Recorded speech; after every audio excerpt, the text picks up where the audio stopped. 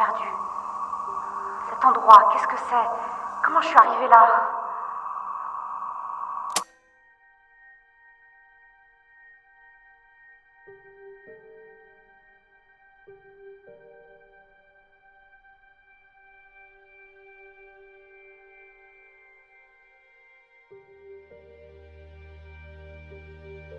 Tout commence 3 ans avant le début des événements de la première saison. Un jour, la Terre se mit à trembler. Un tremblement si puissant qu'il pouvait être ressenti absolument partout. Mais paradoxalement, rien ne fut détruit. Mais le cours de la vie des citoyens fut perturbé. À l'origine de ces vibrations apparut quelque chose d'étrange. Une fissure, un déchirement dans la réalité elle-même. Un passage.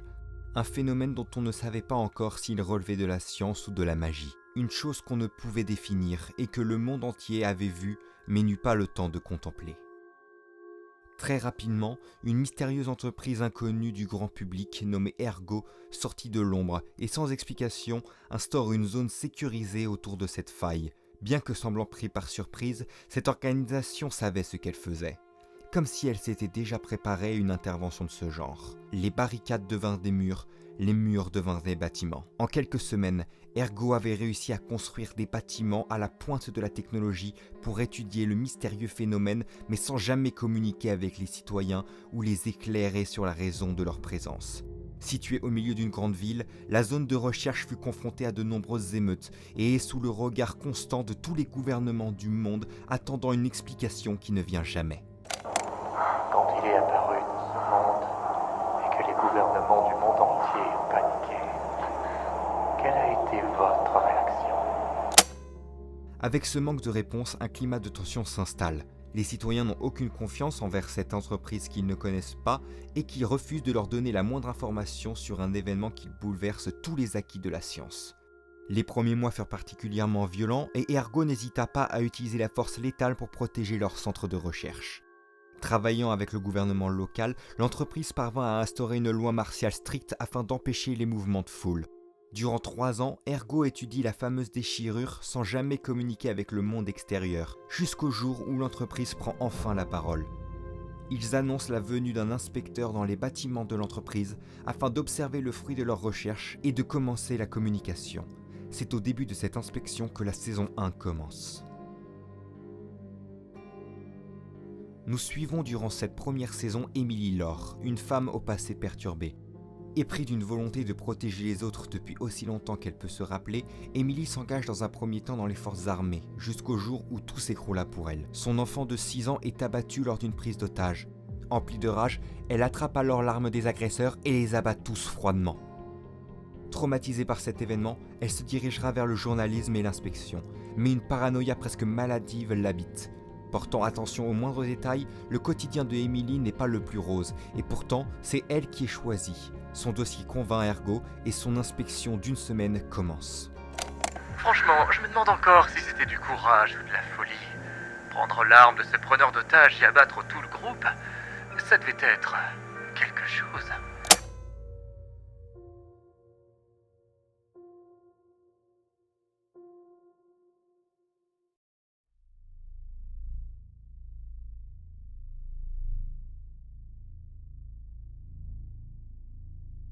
Durant la première journée, Emily est emmenée dans une pièce sans fenêtre.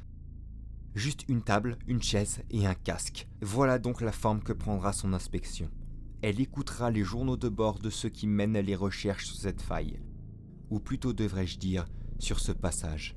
En effet, il lui est révélé que cette déchirure n'est qu'une porte, une fenêtre ouverte vers une réalité alternative.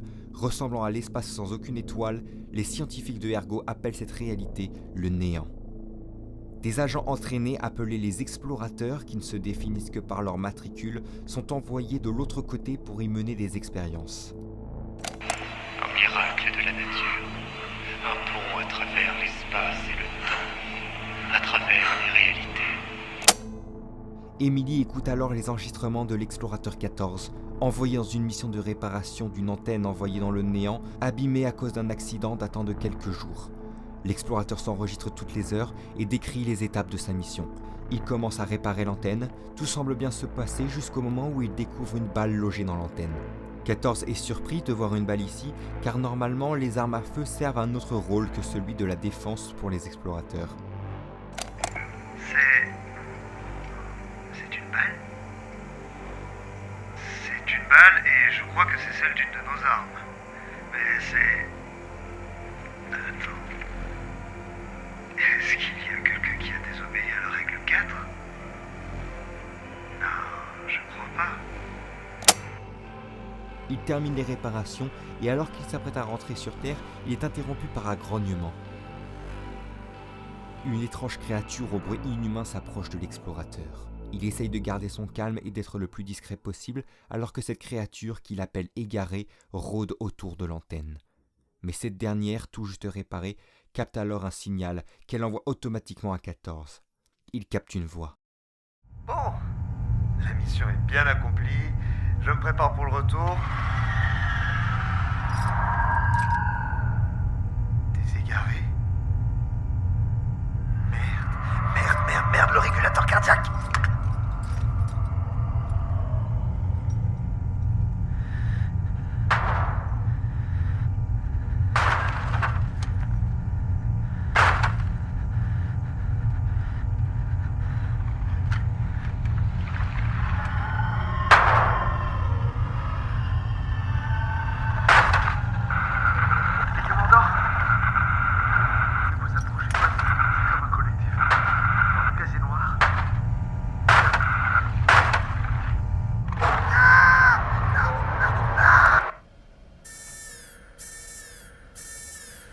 Qu'est-ce qui se passe? Oh putain! Les coupes de l'inspectrice est interrompue par une assourdissante alarme. D'un seul coup, un homme armé entre dans sa pièce et la prend en otage. Le chef de la sécurité et ses hommes interviennent, et alors que l'homme armé s'apprête à faire ses revendications, les soldats de Ergo l'abattent froidement. Lâche-la! Avant tout, vous allez me laisser partir. Et je veux une voiture. Reculez ou je la bute. Émilie n'est pas touchée, mais cette expérience la replonge quelques instants dans son passé traumatique et tombe dans les pommes.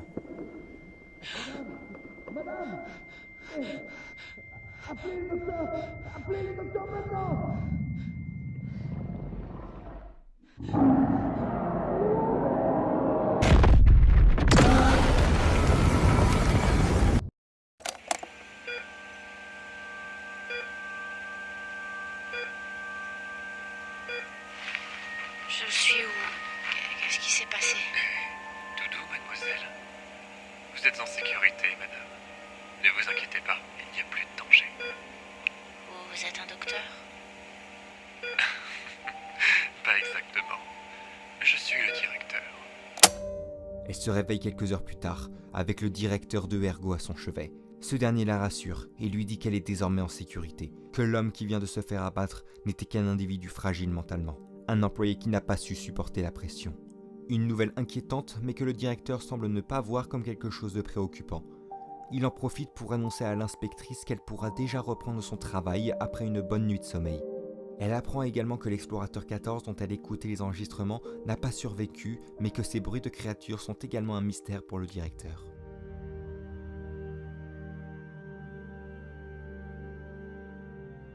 La journée se termine alors que ce dernier fait le point avec les autres supérieurs, le conseiller, l'informateur, l'analyste et le chef de la sécurité.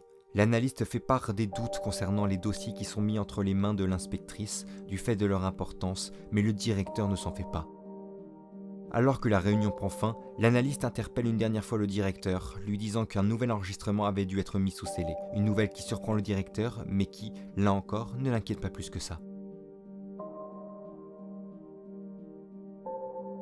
Le lendemain, le chef de la sécurité vient s'excuser au sujet de la fusillade. Il parle également à l'inspectrice du fameux explorateur 14 et du fait qu'il le connaissait, qu'il sentait chez lui quelque chose de spécial, alors que paradoxalement, il semble incapable de l'appeler lui ou ses collègues par leur nom, se référant toujours à un matricule ou à une fonction.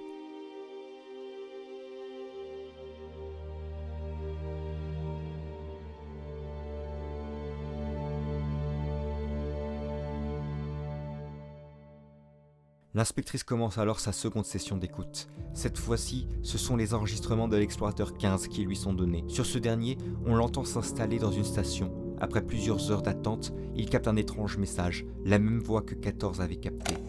Ok, attendez, là, je capte un truc, là. Et voilà. Je sais ce qui s'est passé. Je sais ce qu'ils ont fait. Mais c'est quoi cette merde? Mais encore une fois, un égaré vient perturber la situation. Il attaque la station, et alors que 15 se cache, il aperçoit quelque chose d'étrange. Un enregistreur, le même qu'il utilise pour s'enregistrer.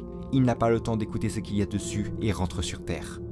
Après son écoute, l'analyste demande à Emily de rendre l'enregistrement rapidement.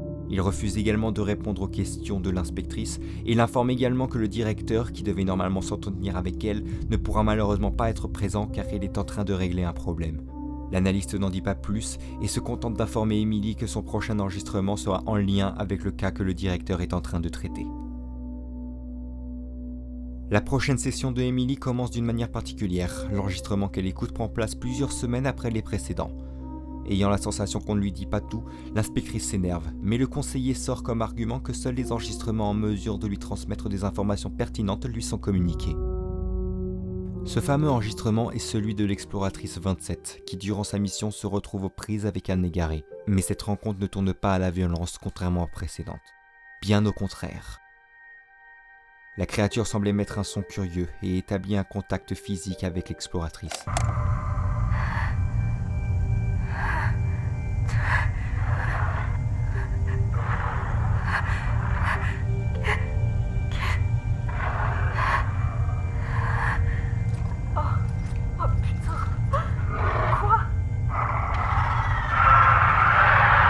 Cette scène de douceur est interrompue par l'arrivée d'un autre égaré, qui se lance à l'attaque de son semblable. Dans la panique, 27 rentre sur Terre alors que sa mission n'est pas terminée. La courte durée de l'enregistrement surprend l'inspectrice et elle se voit forcée de le rendre aux gardes qui la surveillent depuis l'incident du premier jour. Donnez-moi l'enregistrement, s'il vous plaît. Non, mais oh, ça va? Madame, déjà que nous sommes en retard, s'il vous plaît, ne compliquez pas les choses. Ne parlez pas comme ça. Donnez-moi l'enregistrement, s'il vous plaît. En parallèle de cette écoute, le directeur interroge 27 suite à l'abandon de sa mission. L'exploratrice est résignée, épuisée et en colère contre sa hiérarchie. Vous semblez connaître le protocole, alors comment ça se fait que vous violiez une de ces règles les plus importantes aussi facilement? En gros, vous me demandez pourquoi je suis encore vivant. Je préfère ne pas utiliser cette tournure de langage. Ce n'est pas très sympathique, si vous voyez ce que je veux dire. Ouais, mais c'est quand même la vraie question que vous me posez, non?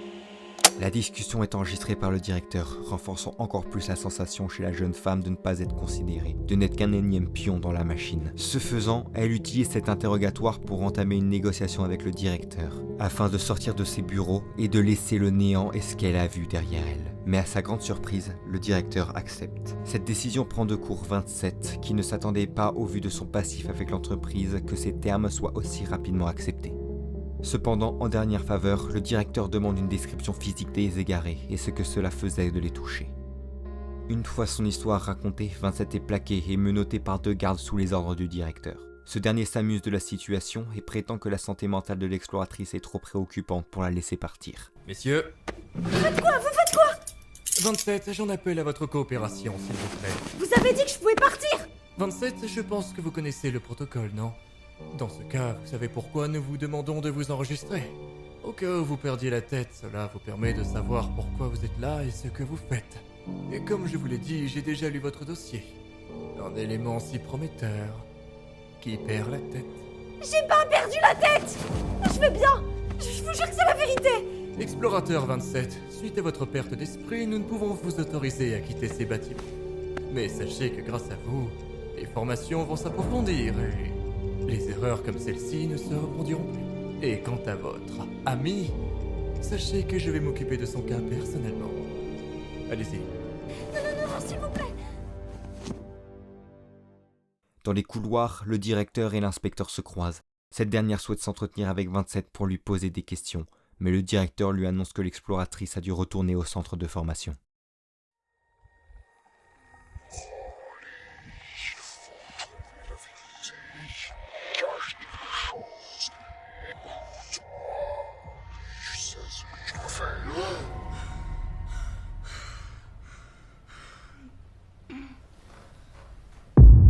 milieu de la nuit, l'inspectrice est réveillée par d'étranges voix, des murmures prononçant des phrases qu'elle ne comprend pas, mais son attention est très vite détournée lorsqu'elle entend une conversation dans le couloir. Elle glisse sa tête pour y découvrir le directeur en train de discuter avec quelqu'un qu'elle espérait ne jamais revoir. Le promeneur d'otages du premier jour, en bonne santé, est sur pied.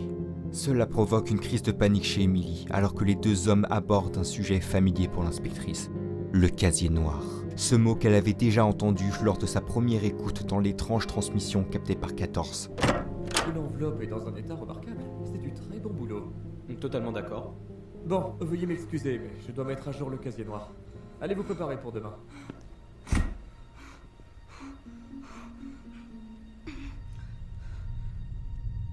Vous bougez pas. Non, attendez. Fermez-la. Venez ici. Comme vous connaissez. Dans le casier noir, il y a... Le lendemain, Emily est toujours sous le choc. Comment cet homme qu'elle a vu se faire abattre peut-il être encore debout? Et pourquoi parlait-il au directeur? Tant de questions qui assomment son esprit alors que les voix de la nuit précédente reviennent et qu'elle arrive dans sa salle d'écoute. Mais à sa surprise, elle n'est pas seule. Le directeur est là pour prendre de ses nouvelles car comme il le dit lui-même, la vérité est quelque chose qui peut faire peur. C'est compliqué. Vous savez, avec tout ça, avec ce que j'écoute... Ah, bien sûr. Toutes ces choses sont pour le moins déstabilisantes. Des esprits fragiles pourraient réagir de manière plus que regrettable, comme en ces débuts de semaine. La vérité, c'est quelque chose qui peut faire peur. N'êtes-vous pas d'accord, inspecteur? Arrêtez de me parler comme ça! Son phrasé et ses phrases cryptiques commencent à agacer Emily qui finit par hausser le ton. Le directeur quitte la pièce, non sans continuer de charrier son invité, et cette dernière se retrouve désormais avec le garde chargé de sa surveillance. Mais malgré son modificateur de voix, elle le reconnaît. Ce soldat est le fameux preneur d'otages. Je sais qui vous êtes. Qu'est-ce que vous avez dit? Je sais qui vous êtes. Qu'est-ce que vous racontez? Il faut trouver la vérité. Il cache quelque chose. Vous vous sentez bien? Vous bougez plus! Dans la panique, elle parvient à le désarmer alors que les voix dans sa tête l'encouragent et semblent presque la guider. Elle menace à son tour cet homme qui semble plus amusé de la situation qu'autre chose. Elle lui pose alors un ultimatum. Elle demande à voir ce fameux casier noir où elle retournera l'arme contre elle-même. L'homme finit par accepter et conduit l'inspectrice dans ce fameux casier.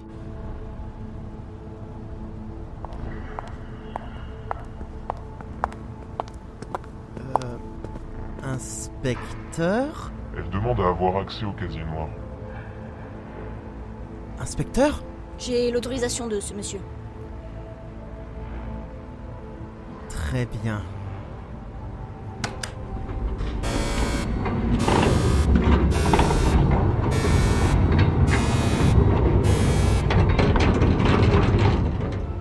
Le casier noir est un immense hangar, un lieu de stockage pour les données particulièrement sensibles, mais qui pourtant ne possède presque aucune sécurité. Le garde donne alors un dossier à Emily, avant de s'échapper et de l'enfermer dans ses gigantesques archives. Désormais seule et prisonnière, l'inspectrice n'a pas d'autre choix que d'écouter ces fameux dossiers donnés par le garde. Dessus se trouvent les enregistrements de l'explorateur 13. Sa voix correspond au message codé capté par 14 et 15. Il s'agit des enregistrements que le directeur avait choisi de mettre sous scellé. Sur ces journaux de bord, on peut y entendre 13 se battre avec un égaré, tirer une balle sur une machine pour se défendre et dériver, encore et encore, jusqu'à perdre tout repère. Sa mémoire est altérée par le néant et petit à petit, il la perd. Je l'ai enfin retrouvé. Je l'ai oublié. Je sais plus ce qui s'est passé. Je devais m'enregistrer. Je dois me rappeler vite. Non, j'ai pas eu le temps. J'ai pas pu enregistrer. Je sais plus. Je dois recommencer. Je sais qui je suis. Mais non, je sais plus. Cependant, il survit. Quelque chose de l'autre côté semble prendre soin de lui et lui raconte ce qui se trame réellement dans les couloirs de Ergo. Il partage ensuite cette vérité dans son journal. Les égarés ne dévorent pas leur proie. Ils prennent le contrôle de leur corps et prennent leur place. Voilà ce qui attend réellement ceux qui passent de l'autre côté. Le directeur et le personnel sont depuis le début de cette inspection des égarés. Mais si vous écoutez ce message, si vous êtes encore sain d'esprit, il est encore temps de vous mettre à l'abri. Bientôt les égarés ne se contenteront plus d'un simple bâtiment. Ils voudront plus. Ils voudront s'emparer de nous tous. Jusqu'au dernier. Vous n'avez plus qu'une chose à faire. Vous cacher et prier pour qu'ils ne vous retrouvent pas.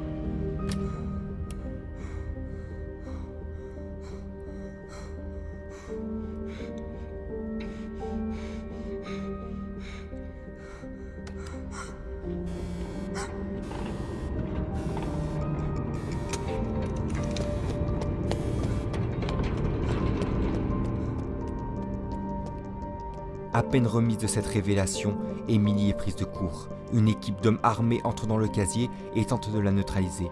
Elle parvient à prendre un des soldats en otage, mais ce dernier se fait descendre par ses propres alliés. L'inspectrice reconnaît alors l'explorateur 14 qu'elle croyait mort, se cachant en réalité derrière l'identité du chef de la sécurité. Le directeur se joint alors à la scène et fait tomber son masque. Son corps et sa voix se déforment et le voilà sous sa véritable apparence, celle des créatures venues du néant. Dites-moi, inspecteur, quand vous êtes entré pour la première fois dans ces bureaux, à quoi vous attendiez-vous, hein? Le simple résultat d'une expérience scientifique qui a mal tourné? Une situation totalement sous contrôle? 3 ans, inspecteur.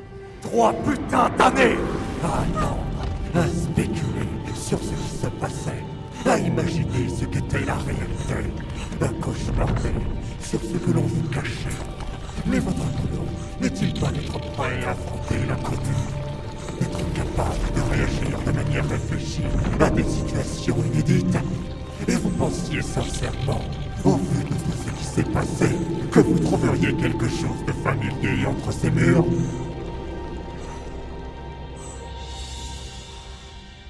Voilà ce que nous sommes, inspecteur. Nous sommes l'inconnu.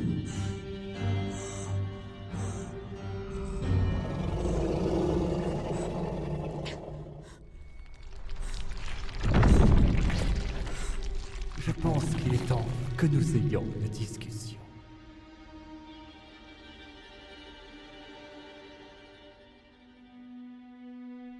L'inspectrice se voit menottée à une chaise dans le bureau du directeur. Ici, il donne enfin à l'inspectrice les réponses qu'elle attendait. Le premier directeur de Ergo entendait des voix. Cela l'a poussé à explorer le néant où il croisa la route d'un égaré qui s'empara de son corps. C'est cette créature qui s'adresse à l'inspectrice depuis son arrivée. Il lui révèle alors que sa condition physique est extrêmement douloureuse pour son esprit et que les égarés possèdent un intellect en grande dissociation avec leur corps. Ils ressentent, ils réfléchissent d'une manière qui les rapproche plus de l'humain que de l'animal, mais se voient piégés dans des enveloppes incapables de leur permettre d'exprimer ce qu'ils sont véritablement. Avez-vous la moindre idée de ce que nous ressentons dans le néant? De ce que nous permettent nos enveloppes? Rien. Et c'est insupportable! Savoir que l'on vaut mieux que ça, que nos esprits sont prisonniers de corps incapables de concrétiser la moindre de nos ambitions. Mais maintenant, avec les vôtres et ce monde, tout devient possible. Les êtres humains et Ergo sont donc devenus pour eux un moyen de venir sur Terre, mais surtout d'enfin vivre la vie qu'ils pensent mériter. Fasciné par l'humain et par les règles qui régissent les bâtiments qu'il a infiltrés, le directeur mène avec l'aide de ses alliés égarés des expériences sociales sur le personnel de Ergo afin d'étudier le comportement humain. Enivré par les nouvelles possibilités que cette nouvelle condition lui permet, il veut comprendre ces êtres qui l'intriguent et le passionnent. L'inspection n'était en réalité qu'une ruse afin d'étudier de près les réactions d'une personne extérieure à l'entreprise. C'est le passé traumatique d'Emily et sa paranoïa constante qui a convaincu les égarés qu'elle serait un sujet de choix à étudier. Dans son discours, le directeur ne cache pas son objectif et a pour but de remplacer les humains par les égarés, les considérant comme plus méritants, plus à même de prendre soin de la Terre. Ce discours à la fois naïf et nihiliste enrage Emily, voyant clairement que cette créature juge des choses qu'elle ne comprend pas et prise dans l'émotion du moment, lui explique à son tour son point de vue sur l'humanité. Une humanité certes imparfaite, mais qui croit en elle-même, qui croit en quoi elle se bat, et d'une complexité qu'un être comme le directeur ne peut tout simplement pas comprendre. Ce discours perturbe autant qu'il ravit le principal intéressé, qui trouve enfin une réaction pure, un comportement qu'il n'avait encore jamais vu. La voilà, la réaction pure qu'on cherchait. On vit dans un monde qui ne cessera jamais de nous surprendre.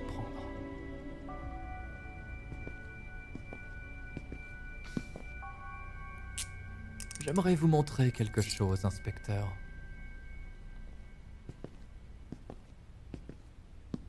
Après vous.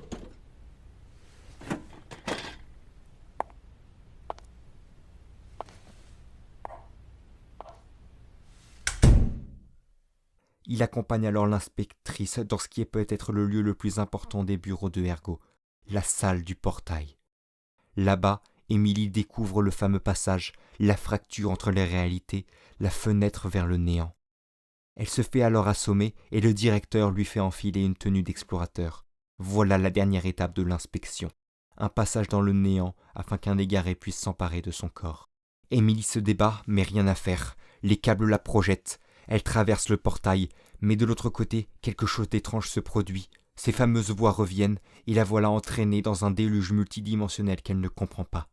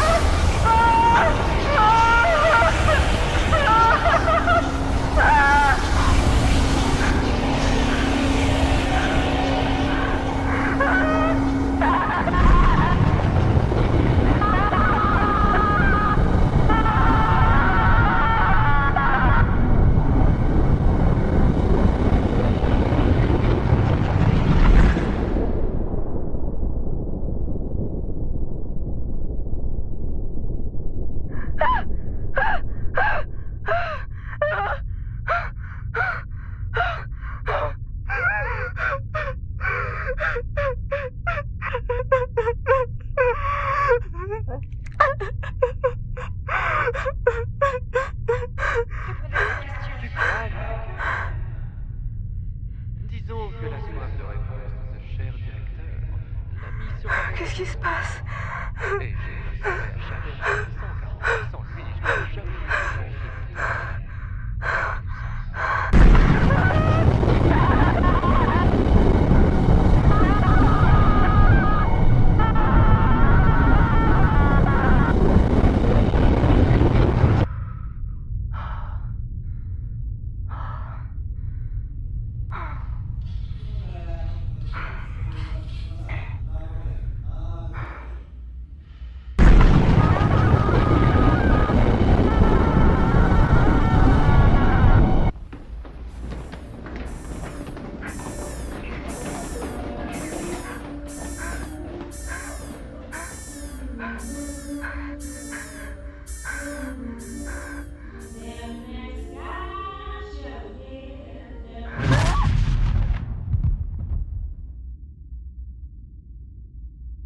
Le chaos laisse alors place au silence. L'inspectrice se réveille.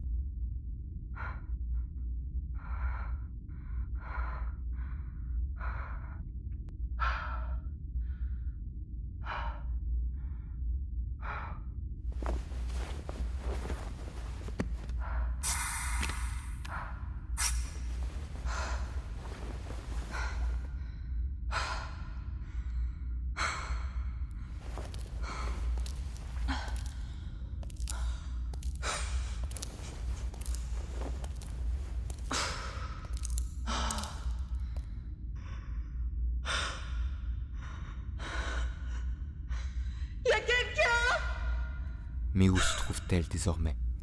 Et qui aperçoit-elle?